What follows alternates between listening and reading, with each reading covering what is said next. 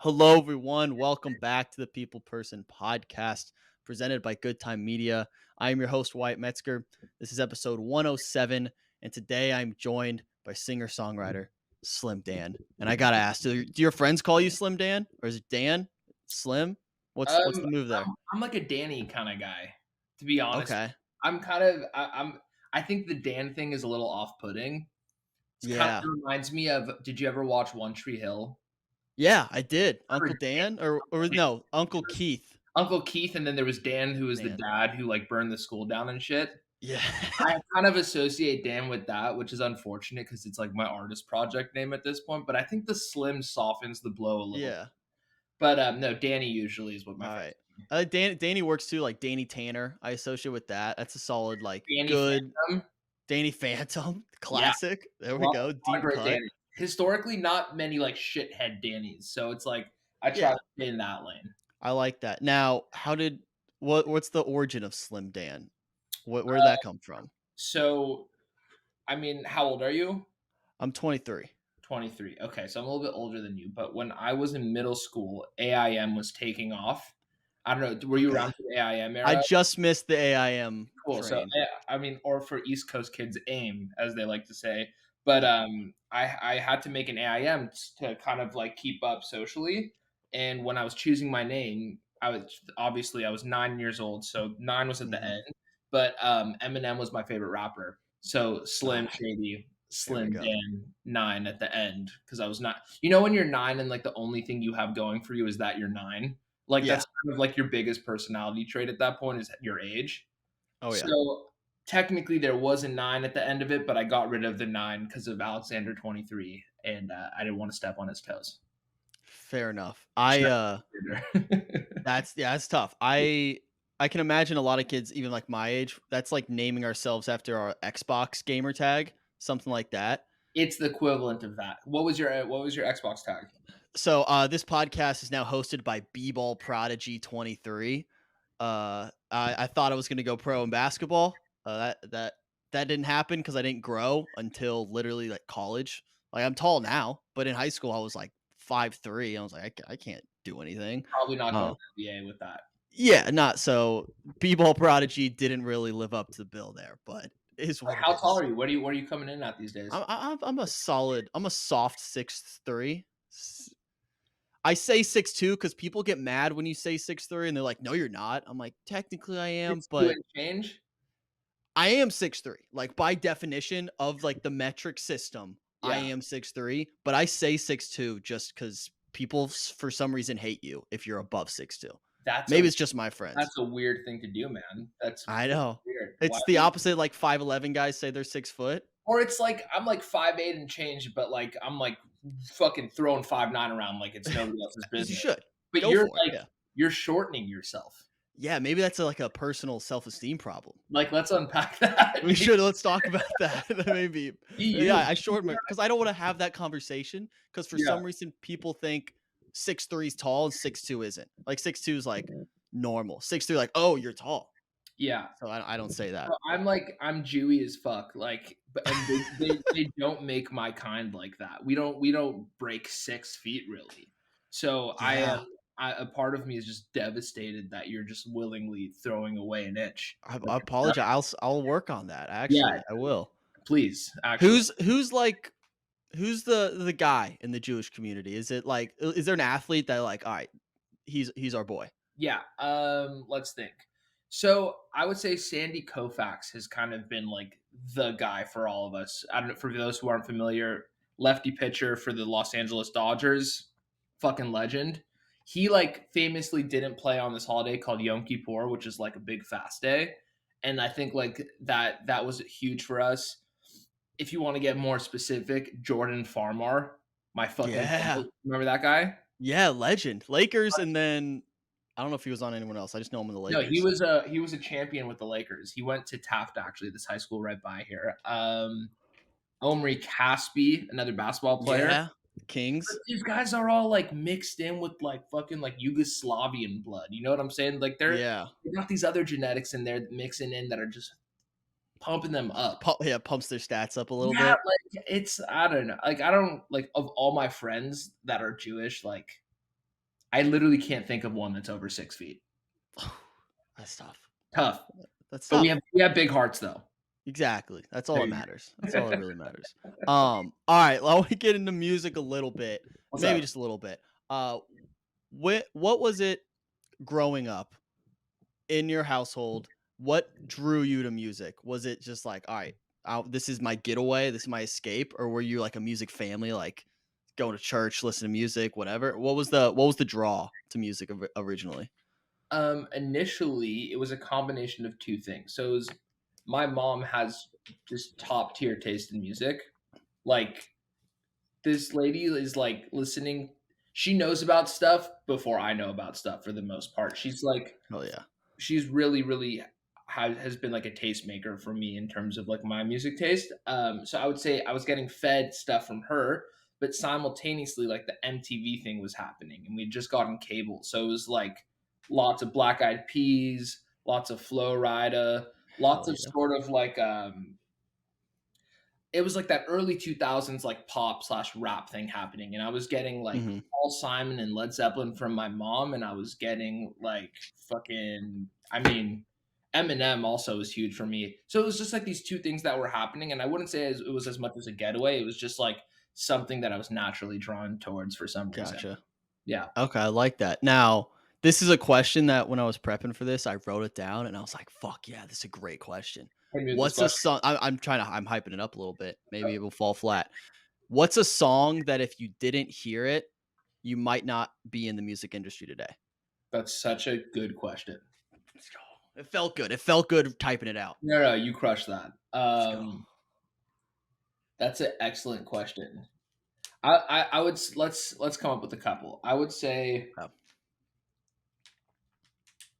Mockingbird by Eminem. nice. I would say Helplessly Hoping by Crosby, Stills, Nash and Young, and let's go Something by the Beatles. Okay. Love it. Yeah, I would say those three. Good. This, That's good. That's a good answer. that's what kind of started me like learning on the guitar, but like there were many songs that happened later that like kind of dictated where I was going to go musically. But I think Mhm. those three were kind of like the oh, I would love to do music because of these songs. Gotcha. And now, how did school play a role in this? Was school just getting in the way, in your opinion, growing up? Or was it, I'm going to use school to get there? What was your relationship with school in music growing up? Um, so I went to a tiny private school. There was like 35 kids in my graduating class, and Whoa, that's It small. was a Jewish private school. So you can imagine that like these kids were all like model UN kind of like Harvard prep, trying to become doctors and lawyers, and I Yeah. was like kind of the weird artsy kid. So it was definitely a hindrance and in the way for me. Gotcha. That being said, it taught me how to do stuff I don't want to do, which is like one of the most valuable things you can have in life, that skill set of just like being able to power through. Hmm. But if it were up to me, I probably would have dropped out of high school and Fair not enough. up to college. But Eh, I'm glad I did it though. I'm glad I did it. yeah. And did you go to college at all? Yeah, I went to Berklee College of Music in Boston, Oh, nice. And you graduated from there? and I graduated from there. Hell Yeah. yeah. I have a Congrats. music degree, okay? Hell yeah, dude. Dude, yeah, that's what I mean. Like, I technically have a communications degree and a film minor, I guess, but I don't really use it today. But Mhm. I tell people, I'm like, I'm glad I did it. I learned a lot from it. So I'm using Yeah, those skills. The paper itself hasn't really gotten me anywhere, mhm, but the skills I learned. And you said something that was like learning to do things you don't want to do. I also think that's a big part of college is like learning the shit you actually hate. And then you yeah. learn like, oh, like I think 99% of school is like realizing what you hate. And people always say like find the thing you love, find the thing you love to do. It's like I think it's easier to whittle it down by finding out things you Fuck hate. that. Find shit you hate. Yeah, find all the things you hate and then see what's left. See Just what like what yeah. It's a I like backwards that. way of Honestly, I thinking. like that approach a lot, and I think that, like, there's also, like, this sort of, like I don't know, I was a shithead in high school where I was, like, so selfish and just, like every other high school kid, I just Yeah. anything that wasn't, like, interesting to me, I was like, "Oh, that's stupid. Like, why would I ever do Mhm. that?" But just being able to, like, tolerate stuff and sort of, like, find meaning in it even though you Yeah. hate it, like, that just I think it's helped me down the line in a big way. Yeah, I think that makes a lot of sense. And like that I was the same way. I was like especially going into college where I knew I was already doing this. Like I was doing podcasts, doing stuff. And I Mhm. was like, what are they going to teach me? What are these old heads going to teach me at school? And then I come out 4 years later, COVID hits. I learned a lot about my life then, about myself during that process. And all of a sudden, I'm like, Yeah. wait a second. They tricked me. I did learn stuff in the 4 years where I was complaining about going to school here, but it So all did worked you out. finish college during COVID? So COVID hit my sophomore year, Right. like March of my sophomore year, and then I was off all my junior year online, and then I came back my senior year and had a Okay. somewhat normal senior. So I basically 2 normal years of college. You're my brother's age, and my brother Okay. went to Hawaii with his friends for junior year, and Hell yeah. they did college remote from Hawaii for, like, a whole year. Dude, that's so much cooler than what I did. I just got an apartment like 30 minutes away, and Really? my parents were like, "Yeah, you can move out for a couple months, and then instead of living at home, they're like, get the Yeah, college experience." And I just did the same thing I would do here, just like you 20 just minutes had away. an apartment. Yeah, I just had an apartment with my friends like 20 minutes away. I was like, looking back, it was dumb financially, Yeah. but it was kind of a cool experience where I could live on my own before I actually had to. If that Did makes you sense. guys do, like, the bottles of Jack like, the empty bottles of Jack on top of the fridge thing that college kids. So I lived with one of my guy friends and one of my girlfriends, Okay. and she had a wine like thing of that, and then we had our Jack thing. We did the thing. We did all the things that you're This is supposed to great. do. Yeah, yeah. Yeah. You nailed it, good job.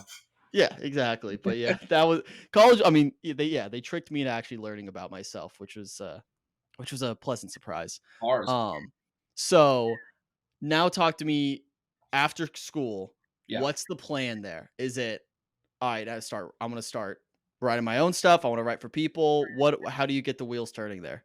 The plan is, like, move back to Los Angeles, where I'm from, um, work at a coffee shop, be in an indie band, make no money, and just tour all fucking year.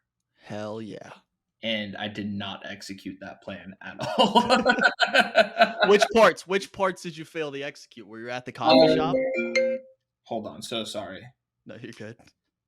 Um, I had this like Excel question because I'm trying to like do something for like I'm trying to organize something and like Mhm. I have no Excel skills. So I called my smartest friend from high school who I haven't spoken to in like 3 years.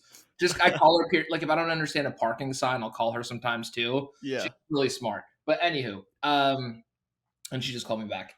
you can Uh take it. Take it if you need to. It's Excel, no, dude. no, no, no, no. This can happen after. It's gonna be okay. Um, I did not. Where was I? Oh yes, I wanted to be an indie band working at a coffee shop, just making indie music that no one listened to except for like 20 people. Yeah. And then I moved to Los Angeles, and all my friends that I'd made in college and that I'd grown up with were doing this thing called like pop sessions. Are you familiar with like this concept? Not really. So Explain it to me. So basically, like a lot of these artists, these incredible artists that are putting out music, like the Justin Biebers and the Rihannas and all these people, they're not necessarily writing their own music. A lot of the Mhm. times, ideas or full songs are being funneled to them by songwriters in what's called pop sessions, and they end up cutting the songs that are written for them. So that it's like a whole game with it. Like there's the artist game that I'm playing right now, Mhm. pay attention to me, listen to my music. But then there's like the game within the game, which is like we're trying to write the songs for the artist to then go promote to become the hit. So Gotcha. I ended up just being pulled into a bunch of pop sessions just because those are the people that I knew in the music industry. And for like 3 years, I just sat in studios and wrote pop songs that never Hell came yeah. out, basically. And did you enjoy being like in those rooms? Were you like antsy, like I should be doing this, I should be doing more, or was it like I'm just gonna soak in all this information? I think my take on it probably is informed by perspective and time and sort of like where I ended up. But I think in the moment, I was just happy to be not working at Starbucks or driving Uber. Fair You know enough. what I mean? Yeah. The fact that I was able to like make money doing that, and for a long time I wasn't making money doing that, but like Mhm. I grinded pretty hard at that just because it was the only tangible like step I saw. It was the only lane I saw that was presenting Yeah. itself to me. So I was like, okay, I guess this is what I'm doing right now. And I would say that like the antsiness only happened once I had a little bit of success in it, and it was later down the line.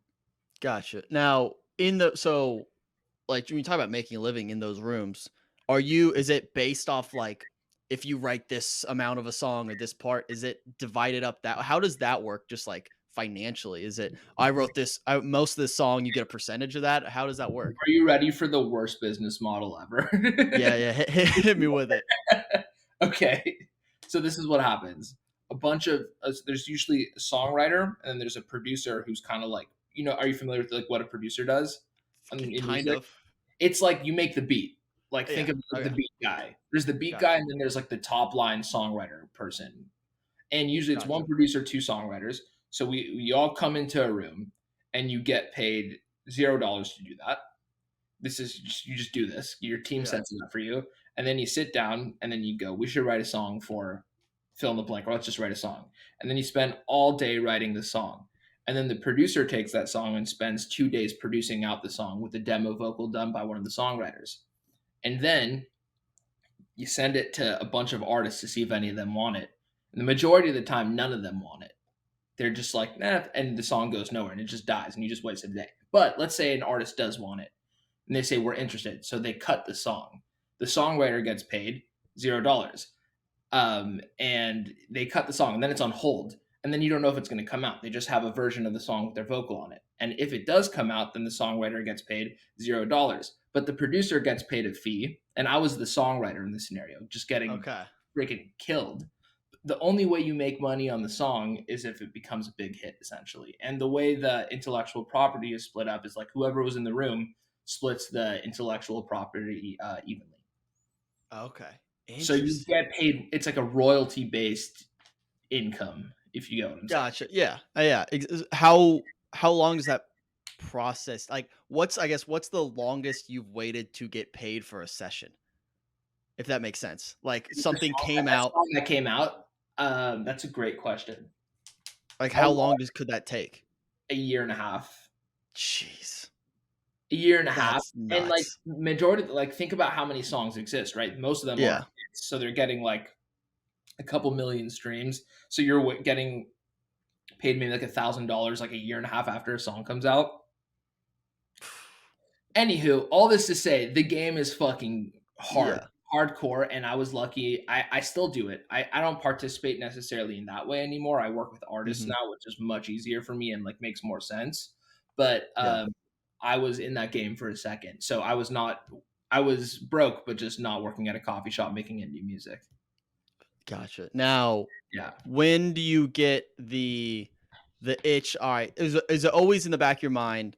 I want to make these songs myself. I want to write these songs. I want to perform these songs. Is that always like goal number one, or was there a point in where you're in these rooms like maybe I can just be a writer? Like maybe I can just write the rest of my life. Would that ever creep in your mind, or was it always I want to perform? It's I want to. interesting. I'm like I'm a pretty big believer in like if you don't know what you're trying to say and you don't have something to say, like don't say it. And I think that like for a long time, I didn't know what my tone was. I didn't know what my perspective was, and I was just growing up and becoming who I am now, essentially. If that makes any sense. So Yeah. I think that like I was pretty dumb in a lot of ways, but I think looking back, I'm glad I didn't put out a bunch of music when I was 22 years old because it would have just been me trying to copy whoever I was into at the time and sounding like a B minus version of whatever I was copying. And I Yeah. think like there's a lot of that that exists out in the world. And I would have just been contributing to the noise. But a part of me was like, hold on, chill, write for other people. Once you feel ready to say something, then we can talk about like putting out an artist project. And I Hmm. think that like for some reason I had that insight and I just Yeah. knew that inherently. So I think that my plan was like I always am going to be a songwriter because that's what I do. I love writing songs and I'm going to write songs for me. I love working with other artists and I think that's I caught the bug in those 3 years of in these pop rooms is like when I got to work with the artists I always loved that. That was my favorite part of it. It was like Hmm. becoming a part of somebody's world and just pushing somebody to write the best song they can write. But I would say the thought of putting out an artist project didn't really hit until like 2021, where I Okay. started writing songs that felt like me. Gotcha. Now, when you're in the process of writing, obviously it probably comes very differently for every song and just like you get inspiration everywhere. Mhm. Do you find yourself getting inspiration, like maybe throughout the day, something comes up. You see something on TV, whatever, grocery store, which we'll talk about some Yeah. stuff. But do you, in that moment, are you like, I need to write this down? This is a moment. Let's jot this down. Or is it more late night in bed? I'm reflecting. Yes. Oh, that was a cool moment. I should write a song about that. Does that So make sense? it's funny you say that because remember I was talking about that Excel sheet? Yeah. So I'll show you here. This is like, can you see? I don't know. No, I see a plain white screen, Yeah, but it's not great, but I'm scrolling. I could scroll for 5 minutes. It's all just just song like ideas. song ideas that come. It's like little lines, little fragments. Some of them Nice. happen when I'm walking on the street and I overhear somebody having a conversation. Some of them happen when I'm super stoned and I have a thought and I write it down. But yeah, I so the reason I was calling my friend is because I started writing it in like 2013. So every time I want to write a new idea, I have to scroll all the way to the bottom. And I was asking if Gotcha. there's an Excel way to flip the order of the thing. So if you know about that, you let me know. But yeah, Like, yeah, I think they're I I'm pretty sure what you're explaining is just like ordering it chronologically. well, maybe okay. I'm gonna send it to you if you can help me out. I It feel sounds like like an easy fix theoretically, but like I've called a okay, couple people and they're like, I don't know how to. okay, I'm not an Excel genius, so I probably can't if other people, because I mean, in I'll my send brain, the way you described it, I was like, I think you can just click a button and like order it chronologically, but it sounds like it's a little more complicated No, than I'll try that. it. But anywho, yeah, Yeah. so I am writing stuff down Okay. constantly, and I have a rule with myself where it's like, no matter how dumb or how high or how whatever I feel the thought is, like I have to write it down because you never know what it'll lead to. Yeah. And then what's that process like fleshing it out and seeing if it's a good idea? Like sometimes maybe you're stoned at night, write it down. The next morning you're like, this is the dumbest shit I've ever written Yeah, down. yeah, it's a lot of that. Okay. A Yeah. lot of that. It's mostly me thinking that when I reflect on it, but, Gotcha. I have a couple, like, people I write songs with, like, literally 2 people in the whole world that write for the Slimdan project. Hmm. It's a guy named Brian Brundage and a guy named Ryan Linville, and then a producer named Noah Conrad also who I'll write with.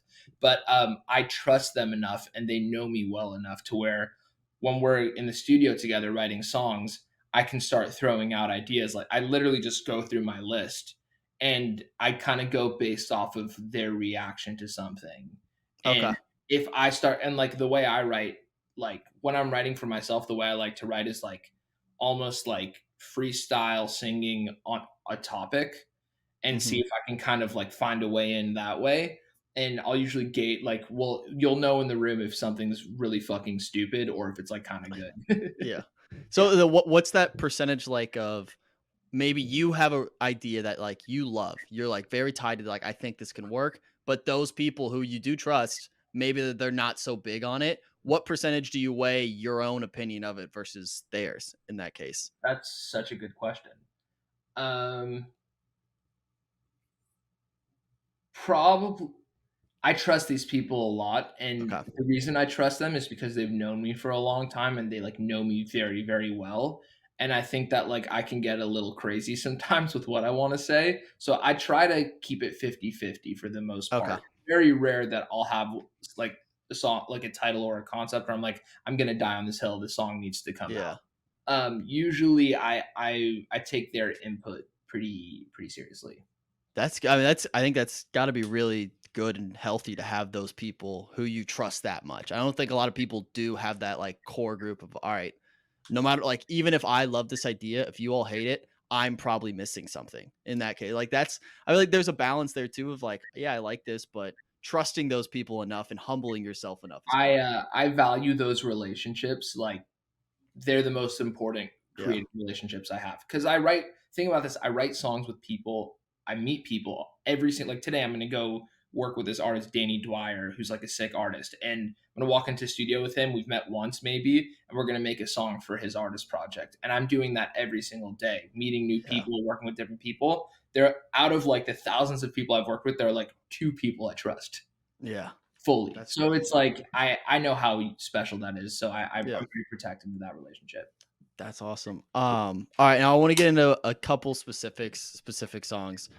First and foremost, did you actually crash a wedding for that music video for politics and party tricks? Yeah, That's all real? confirmed real. Okay, now what's the most important tip out there you can give someone who wants to go crash a wedding this weekend? What did you learn from that process? Make sure it's not a girl you went to high school with randomly. Yeah, it was bad. Her brother No her way. brother tried to fight me. Yeah, it was terrible. It was You didn't honestly know? no. We just went to the Sheraton Universal City, bro, and, like, this is a girl, like, sweet girl, but I wasn't friends with her. Like, she was just a girl I went to high school with, and I remember walking to the wedding and, like, obviously, like, I'm nervous as fuck because it's like Mhm. you are invading somebody space on the most special day of their whole entire life. So it's like when you think about it theoretically, it's like, oh, it's hilarious. We're crashing a wedding. But as you walk in and like you see the grandma like eating food, like you're like, oh shit, that's somebody's grandma. And like I'm a terrible person. But I started like recognizing people kind of where I was like, and then I walk in and I see it's her, and I'm like, we've already invested so much time and like not that much money, but money for Yeah. me, where I'm like, fuck, I just have to see this through. So we're like crashing the Mhm. wedding, we're doing the thing, and then like her brother like realizes I have an AirPod in and I'm like lip singing with, and there's a hidden camera Yep. somewhere filming me, and he's like up in my grill, just been like, you get the fuck out, bro, and like gets in my face. And then I had this moment where I was like, am I going to leave this wedding right now or am I going to play the desperate card? And I'm a piece of shit. So obviously, like, I went up to this girl on her wedding day. No way. And I was like, can I just film for like 5 more minutes? I got into the bulk of the footage already. I was like, can I just like get 5 more minutes of footage? And she's like, what are you doing here? I'm like, I know. What am I doing here? I should Yep. be here. Let me do it. And she was so nice and she let me finish the last 5 minutes. So That's I would say awesome. make sure it's not somebody you know, kind of. Good. Yeah, do some background research maybe Do a some little bit. background research. Yeah. My favorite moment of that is when you, like, join hands and you just join the circle. Was that after you had that conversation? No, no, no, that was before. The That's only before that's bold. the part that we filmed after was I don't know if you remember it in the music video. There's a guy who's like I'm dancing with towards the end of the video. That's the brother who tried to fight me initially, who Okay. then like 30 shots later changed his mind that we were friends and it was all good. That Yeah, scene was that was consensual. okay. That was a consensual scene. And then, like, the people kicking you out at the end, was that a little like, "Alright, hey, just can you, like, stand" I think it looked like a mom, some No, kind? that was the wedding planner. That was real. Okay, that was real. Yeah. That's It was the awesome. wedding planner kicking me out. Where was the hidden camera? Was it actually hidden, or did the guy just, like, have a camcorder? Dude, it was my buddy Theo who does all my videos, and homie was just standing there with a fucking like tiny little camera just kind of going like this and like trying he couldn't really see the screen. So he was like just trying to kind of like zoom in on my face. Yeah, it was that I will never do that again. That was terrible. That's awesome. I do appreciate, you have that music video, the other one, where you filmed in the grocery store. What's the thought process there? It's like, you know what? I just like do something different. I want to be out in like almost public. It was almost like I don't know, just being out in public. Is there something about that like kind of gets the adrenaline going? That's a good question because that is kind of I just did a show last night at a record store. I Um think I saw that on TikTok. Maybe. Yes, I just so Yeah. we just played last night at a record. I do like playing in public places. I think I fundamentally feel a little bit uncomfortable doing like a serious thing just like it's all me, baby. It's just a one shot of me being like Yeah. singing my song and fucking like lip singing tit or some shit like that. So I think the idea of having it be a little bit more public and open maybe takes the pressure off a little Yeah. bit, makes it less about me, which is like kind of what I feel like I'm trying to do for the most part when it comes to visuals because like I don't no this doesn't need to be a thing all the time. You know what I mean? Yeah. So No, yeah, I get that. that's an interesting insight though. I Yeah, have to think 'cause about I was thinking about, the song it's "Be Somebody," right? The one you filmed in the grocery store. Because I that. think if you film that music video in a different way, I think it comes across very differently. Because I the subject matter of that song, you listen to the lyrics, is pretty heavy, and, like, that how to be, like, hard to write, hard to perform, almost like you're it's pretty vulnerable. I don't know how much that, like, obviously applies to your own life, but to filming in a grocery store adds a little, like, levity and like playfulness to it where like you kind of it's more poking fun of yourself than like being than attacking yourself, if that makes sense. I think it adds a little bit to that, maybe just from my perspective. Dude, you just hit the nail on the head because that's like the whole concept of this project, right? It's like I think like I'm thinking like the way I like to think is kind of like Judd Apatow movies. Yeah.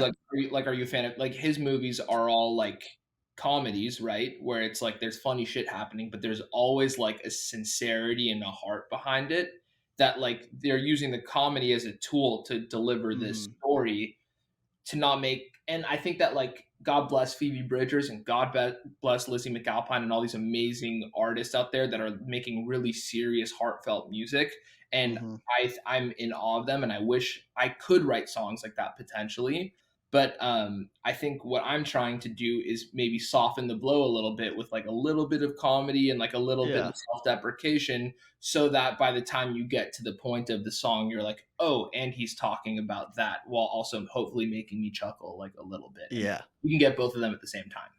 Yeah, it's the first song I saw of you, the reason I reached out and we're having this talk is the Caesar salad song. And Yeah. that's the exact same way. I crack up when you open up about Caesar in his orgies in his palace. Like Yeah. that's a I mean this is like as a compliment. That's a crazy way to start a song. Like that's an absurd way to start a song. And then I'm you hit it with like I don't want to end up at the grocery store like these guys. Like that hits. That hits because it's funny at the party. Like I don't know. That's Thank really you. cool. Thank you for saying that's really nice of you to say. And speaking of like the things I write down on my phone, I walked into the session that day literally just with the line, "Did Caesar know he'd become a salad?" That was like a high thought I had before I went to That's sleep. awesome. I was like, why would I even write that down? I'm like, just write it down, just write it down, just write it down, Yeah. whatever. And it's like thoughts like that, where it's like you have the initial funny, and then for me, Mhm. my process is like I try to find like the deeper thing. Why is it funny? And like, what is it? Why are we laughing? And we're Yeah. laughing. We're a little bit uncomfortable that like maybe we'll be forgotten one day. So it's like Yeah. that was kind of the process on that one. Who how did you flesh out the rest of the verses for that song? So you have this idea with this Caesar salad. Who how'd you come up with the rest? Was it Michael Phelps is in there? Uh what's the other one? Um The other one is Arnold Palmer. yes, oh, the Arnold Palmer one. That's awesome too. So it initially was like, did Caesar know he'd become a salad? And how did this happen? I had that thought. I said it to Brian, and then Brian was like, "That's funny." And then I just sat down at a piano, and that came out. And then like the idea in my head was like, okay, like let's make this a food song. Because recently I've been my second EP is going to be called either Second Dinner or Don't Fill Up on Bread. I have this like theme where it's like for some reason it's like celebrity references and like food items that are just it's just where my writing has been going recently. Yeah. So like I was like, okay, like it feels like Caesar gets forgotten, who else gets forgotten, and it's going to take a little manipulation. So I thought of like basically just made a list of food items that were named after people and saw if there was Nice. like an end to like make up a story. But like that second verse with Michael Phelps, bro, like I struggle bust over that verse for like 2 months. Really? Oh my god, yeah. There was like a Slim Jim verse. There was a Shirley Temple verse written at one point. There was Okay. so many different. Yeah, I mean there were like literally like 10 of them I think that I written. But Michael Phelps felt the most interesting just because it wasn't being famous for being on a cereal box. It was more focused on like him not being in the grocery store anymore and being even Yeah. there kind of thing. Yeah, yeah, he wakes up at like noon now because breakfast makes him cry. That's hilarious. Like that's hilarious. That's Thank you. awesome. Thanks for remembering. Um where was I gonna go? So you talked about movies just a little bit ago. Are you a movie guy? First of all. I wouldn't say I'm a modern movie guy. I Okay. think like most people, it's just like it's a pretty big commitment, and Yeah. there's so much. I fall victim to just like minute 40 of the movie, you start peeking at your phone a little bit. By the time Gotcha. you're halfway through, it's like you don't even know what's happening anymore because you're on your phone. But Gotcha. I would say the movies that I have watched and that I do like inform a lot of what I do. Got now. Oh, so I was gonna ask: is there a movie you wish you wrote the soundtrack to, or wish you could get a song in this movie that like you think you fit the vibe? You mentioned the Judd Apatow movies, maybe Yeah, one of those. I would say any like. That's a great dude. You have great questions. Thank you. I appreciate that. Thank you for like asking thoughtful questions. No Um, problem. who I would say like Napoleon Dynamite probably would have been a good look for me. Not yeah. Then like Caesar would have gone hard in Napoleon Dynamite. I think that like almost like I've been thinking. Did you watch Ted Lasso? Yeah. Yeah. I've been thinking a lot about like Bill Lawrence recently, and like he did Scrubs, Okay. he did Ted Lasso, he did this show Shrinking also. I haven't Um, watched that yet. Have you seen it? yeah, it's great. It's like Alright. it's a similar approach where it's like heavy subject matter just filled with jokes and levity. So it's like Gotcha. it's a cool balance. But I think that would have been sick too. Either like Yeah. Bill Lawrence, Judd Apatow, or Napoleon Dynamite. I would say that universe. Gotcha. Alright. Now I saw somewhere so you wrote a song with, your friend Sasha Sloan. How how has that relationship what have you learned from her, that relationship that's helped you in your own music? So much. It's that's been Yeah? a she has been a major force in my life. Um, let's think. So I met Sasha when I was 15. We were Oh, at wow. a songwriting camp together. And for those who don't know Sasha, I mean, most people know her, but she's an incredible artist. Sasha Alex Sloan, Mhm. just one of my favorite artists of all time. But we met when we were 15, and I think we kind of hit it off as 15-year-olds. And we stayed in touch via Facebook Messenger. And then we went to Berkeley at the same time. She dropped out after the first year because she signed her publishing deal and moved to LA to start doing writing. She Nice. was one of the people that pushed me to be a songwriter too, because she was doing that in LA initially. And we just, because I'm from LA, whenever I was home on break, we would hang out, and I sort of got a front row seat to watch her climb, where she went from songwriter to maybe I'll be an artist to putting out a song to signing a record deal to putting out an album to going on a world tour to doing all these things. And I played guitar in her band because she's just my best friend. And I was like, she's like, I Mhm. don't want some random guy playing. Can you come? And I was like, fuck yeah, this is going to be sick. So I toured with her for like 4 or 5 years. Oh, wow. I got really I got to see the do's and the don'ts and the how to navigate things. And she approaches things so with so much empathy and so much kindness, and she's just really one of the I like how she works with people, and I like Mhm. that she goes out of her way to do nice things. And I not that I'm a mean person, but I think that's not always my instinct to like go above and beyond. I think that's one thing I learned from her is like when Yeah. she'll meet with somebody, she'll like write them a handwritten thank you letter or something like that. Wow. And I think it's like small touches like that that on a professional level just taught me what being a professional meant. And then musically, she's just one of the most honest songwriters I know. And I think that like our styles are a little bit different, but I definitely am inspired by her honesty and try to bring that into my songwriting as well. That's awesome. Now, selfishly, is there a song of hers that you wish you wrote? Because I said, "At Least I Look Cool" feels like a song you would have written. That's really funny. Yeah. So like I played that song probably 900 times live, and in Really? my subconscious that probably exists when I'm writing. There's so many songs. She Oh, I'm going through the discography right now. She has a song coming out called "Kids" that I wish I wrote, where it's Wow. like one day before you know it, the parents become the kids. Like the kids end up taking care of the parents, and it's like Yeah. one of the most beautifully written songs. But every Sasha song, she's so fucking good. That's awesome. So this is gonna be very like off pace with what we've been talking about. I just wrote this down because it's something I was thinking about. I am a big movie guy. I love movies, and I've been following movies for a little bit. There's the writer's strike happening right now, and like actor strike in the movie industry.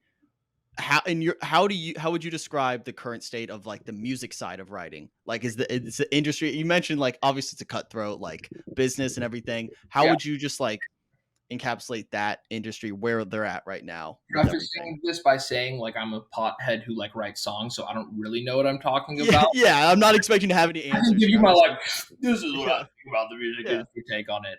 Okay, this is what I think because I've been the songwriters are talking about this. Like, do we unionize? We're like a part of us is like I'm very jealous of these fucking screenwriters that they get to just say, and now we're done, no more. The only issue, and not the only issue, but I think the glaring issue for me within the songwriting community and the thing that's preventing us from striking is that the barrier to entry is so much lower in music. And Mm, what I mean by that is like to write a script and to have it be TV ready, you need years and years and years of experience, and you need to kind of be like brought up through a system for it to fit like network television. You know, not like yeah. fucking Yeah. Big Bang Theory type writing. Like that is polished, the best of the best writing. And these shows are getting dropped left and right and respawned, and it's like they have their own system. Whereas, like we see it on TikTok every day, these kids are in their mom's basements in like Des Moines and like having songs go number one. Yeah. So, and they don't know what they're really doing. So, I think that makes it a little bit more difficult because if all of the basically like top 10% of songwriters decided to strike and we are the songwriters, we would get replaced in 2 seconds. Like that's not a Yeah. it's too easy to get songwriters. So I That think makes sense. that's one of the things that I've been thinking about. And like, yeah, I mean, there's no health insurance in songwriting. Damn. There's no salary. It's kind of just eat what you kill. Yeah. Yeah, Damn. It's cutthroat. cut. Yeah, Yeah. Last question before I get into the little segment, I just very lighthearted. What's your relationship with TikTok? Do you love it? Do you hate it? Is it this is just part of the business? that's a great question. My initial feeling towards TikTok, was just like stiff arming it as hard as I Yeah. could and just being like, "It's fucking kids. I don't need another social media app. This is dumb." And then I had this like pivotal moment 6 months ago where I was like, "I should try." And I think trying has been a theme that this year, at least for me, I've been trying to like implement in as many ways as possible. So it started and I was eating shit on TikTok like everybody else does, where you Mhm. get 200 views per video and you're like, this is dumb. Why am I doing this? But like, I just made a deal with myself where I was like, bro, just post every day for like a year. And if it Yep. doesn't work, then you did it and you tried. That's all that matters. And then I would say that as time has progressed, I found my little niche on the app. And I think I know what I'm not, I know what I'm doing. Nobody knows what they're doing, but like, Yeah. I know what feels like me versus Yep. like having to try a bunch of trends and stuff like that. So my feeling right now towards TikTok is over, well, I would say for the most part, gratitude. A lot of Yeah. gratitude towards the application because it's like I went from, and I'm not even like popping necessarily. Like I'm not popping at all, but like I'm developing a fan base through TikTok. And I think it's an underrated tool to cultivate community. I think Oh, that a yeah. lot of people talk about virality on the app and like having big moments, but I'm trying to play like I'm just trying to get through the inning. You know what I'm saying? Like I'm Yeah. trying to fucking every day get like a couple weirdos to fuck with me. And if they fuck with me and you want to join the gang, like great. If not, like there's so much stuff out there for you to have also. So that's great too. So I would say Yeah. gratitude right now. Yeah. I know, I love that. I was the same way with it where I just committed during it was basically during COVID. Basically for a year and a half, 2 years, I posted 3 times a day on TikTok. Mm, And not like 80% of it is probably just shit. Like it was just like throwing stuff at the wall, see what sticks. yeah. And then now I'm at a point where I'm a little more selective. Like I know what my voice is and what's gonna work and like what the audience gravitates towards. So like I have a better understanding, but I was just grinding for those. Like I'm just gonna pump Yeah. stuff out. Wait, I have a question for you. Yeah. So you're kind of in the podcast space, right? Media, Yeah. digital, like kind of thing. Yeah. Yep. What does finding your voice in that format look like, or not? What has Oh. that experience been like? I think it's being comfortable just like fucking up and being open because I think it's so easy when I'm in control of the questions I ask, the editing, I'm in control of what gets put out.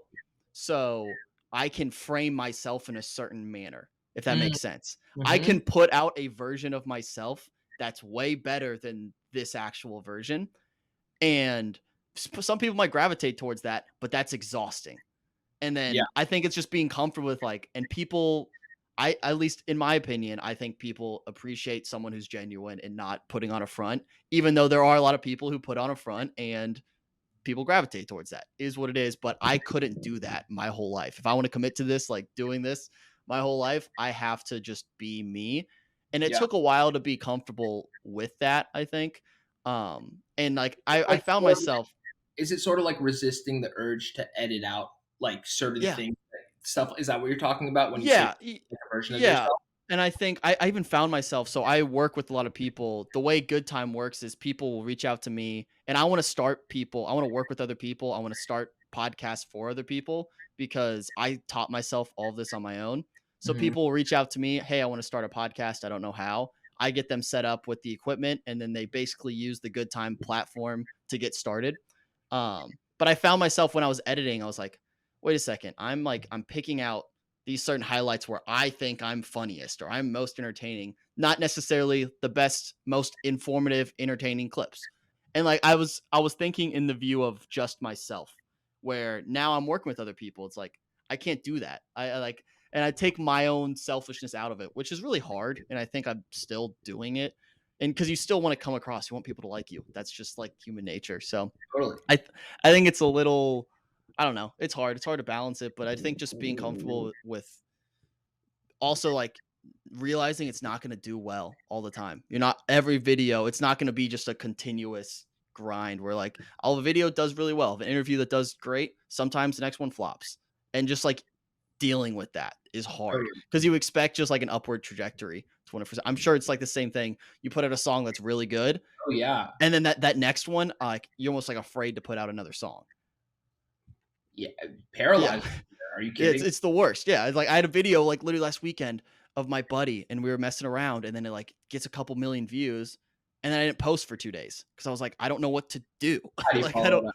how do I Yeah, follow that? It's stuff yeah. like that. It just gets in your head. It's all in your head when you do that stuff. I resonate so hard to that, and I think that, like, are you, like, a basketball guy at all? Like, are you, like, a I've basketball I fan? yeah, I mean from Indiana. You might have Yeah, heard it's got 49 you. states. So, It's just basketball. Yeah. I'm, like, an LA kid, so, like, Mamba mentality has, like, Yeah. really that's, like, as stupid as that sounds, like, it really is something I think about, and it's sort of, like, focusing on the work versus the results and sort of making it about Mhm. discipline more than, like, the sort of, like, the pressure. The reason Kobe didn't feel pressure is because he always felt prepared, and if you Yeah. always know that you're, like, if you win, lose, whatever, you're going back to the gym and starting right from the drawing board, it takes away some of that pressure because it's just another day at the office. Yeah. And that's sort of the mindset I've tried to take on when it comes to content and like the whole music thing in general, where it's like win or lose, like I gotta be working hard and grinding no matter what. So Yeah. some are gonna work, some aren't gonna work, which I think is a similar thing that you're saying. Yeah. You gotta keep fucking going. Yeah, I think that's another point you brought it up earlier. It's like if I would have somehow like blown up at 21, like 2 years ago, like at 21, like I wouldn't have been ready for it, and I wouldn't have like known what to do with that moment. Where Mhm. I feel each day like I'm more and more prepared. Where now I have a body of work behind me that Mhm. people can point to, like, oh, this guy's been grinding. Like I've been doing this for like 4 years. Like and then also I think it's cool to show people that process. A lot of people, once they blow up, they want to act like the 4 years of eating shit didn't happen. They archive all Yeah, the videos or they get whatever. rid of that stuff. Yeah, I'm Yeah, like, no, I want that. Like my episode 1, dude, I'm sitting on a TV, like sitting on a couch with my buddy, recording on karaoke mics through my laptop camera. And yeah. like now, like 100 episodes later, not like I know what I'm doing, but it looks better, it feels better, more comfortable. And I think that's cool And for people people to get to see. come on that journey with you. That's fucking Yeah, sick. I think that's the part I wanna kinda highlight. Is just, like, let people experience that with me, because like, I don't know what I'm doing, no one knows what they're doing. Do you watch Curb Your Enthusiasm at all? I don't. So it's like if you watch the first season, it's a similar vibe where it's like Okay. all handheld cameras and like kind of shitty, but Yeah. like the heart's there and you see it and you get to watch the show develop over time. And I think that's That's part of cool. why people fell in love with it. Is Yeah. because it all the identity was there and it just got refined and refined and refined until it's like this fucking monster that it is now. You know what I mean? Yeah. That's awesome. That's Mhm. really cool. Alright, last thing I wanna do here, Hit me. it's a segment I do. It's basically just I have a weird brain, so I think of ideas, and I wanna just, keep giving back. So I'm gonna give you some ideas, you can run with it, you don't have to pay me anything if these, are worthwhile. First things first is you film in these weird locations. Here's an idea. Go to a concert of an artist that you don't care about, and in between acts, just perform in the lawn. Just be like, put on your own concert and imagine like all of a sudden you start and get some buzz, and Yeah. then all of a sudden it's your concert. I'm trying It's a free audience. I'm Can you trying get a guitar in there? Yeah, I'm trying to think who I would be comfortable trolling like that. Um, that I don't work with already. Yeah, I was gonna, yeah, you might be a little too connected to Yeah, do I'm that. trying to think, like, who could I really just, like I feel like Jack Johnson's playing the Hollywood Bowl 2 nights. Yeah, He's not gonna be mad at me. Jack wants no, everybody to do them. He's not mad. yeah, Oh, I would do a Jack Johnson show. Yeah, yeah. that's a great Just idea, though. start I think perform. It's a free audience. I've seen the version of it where it's like Shawn Mendes concert and like miniature Shawn Mendes, who's like 5 years younger, goes and plays for them. Like, I don't know if I would want it to read like that. I Yeah, would probably wear a shirt that says like "fuck Jack Johnson" yeah. and Protest. like to start playing Banana Pancakes like over and over That'd be awesome. again. Someone who's like universally liked for the Right, most part. I exactly. think, like fuck this guy. Yeah, enemy number 1 for me. That's awesome. And you briefly mentioned earlier my second idea I have for you. You got to do a Slim Jim collab. I don't know if you follow them at all. Their marketing team, their social media team is hilarious. Like they'll Really? troll people. They go ham. You got to follow them on Instagram. They will. Okay. I don't know if they still do. I know a while back, at least like a year ago, they were just like troll people. They're slim. They have way too much fun at Slim Jim. I I mean, it feels meant to be, doesn't It it, kind has to. of? Yeah, Oh my god, yeah, I would love that. it's got to happen at some point. Yeah. Last question I have for you. It's a question I ask everyone who comes on here. You can ask or answer it however you want. But what gets you up in the morning? The sun, You don't have like literally no blinds? so, like, I don't know if you can see here, the Yeah. blinds here. My dog, like, ate those, like, yesterday. Oh no. She just eats all the blinds. This is, like, the shitty ones in my studio. We have nicer ones that she just, like, knocks around all the time, and also they're, like, little cracks where the sun comes in. So, like, I'm not trying to flex, but, like, I woke up at 6:15 today. Like, what time did you wake up at? You know what I mean? Like, I'm just Oh up no. early now. That's So, I would nice. say literally the sun wakes me up every it's what gets me out of bed every single day. I love that. I think that's a first time answer, to be honest. I've heard the coffee, I've heard like a dog, significant other. I haven't heard the sun yet. No, it's the sunlight, the God produced sunlight just on my Love that. basket on my face, just right there. I feel like there's a deeper meaning in there, but we can let the audience figure that one out. All right. Thank you so much for coming on. I appreciate it so much. You're Let so people know where they should check out your music, what we got coming up, all that good stuff. Slimdan, I just put out well, I didn't put out a song. My friend ex-boyfriend put out a song that I'm featuring on called Hockey Fights that's out everywhere. It came out yesterday. And then I am opening for this artist named Johnny in September in California. If anybody's in California, I'm opening for Ethan Tash in California. And yeah, hopefully EP number 2 in the fall of 2023. Hell yeah. Well, hey, congrats on all the success so far. Rooting for you. Hopefully everyone go check out your music. Yeah, But man. yeah, thanks again for coming on. I appreciate it. Thank you for having me, bro. I appreciate it.